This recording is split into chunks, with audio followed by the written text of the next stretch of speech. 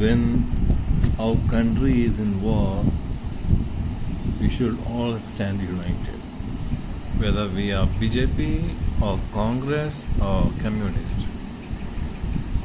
It's not according to your party lines we need to react. It's as per our national interest we need to react. What Shashi Tharoor said rightly about the reaction of a common citizen of India. So let us stand by our nation together without taking into consideration our parties, our interest, or our religion.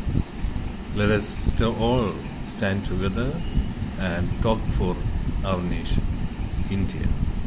Jai Bharat.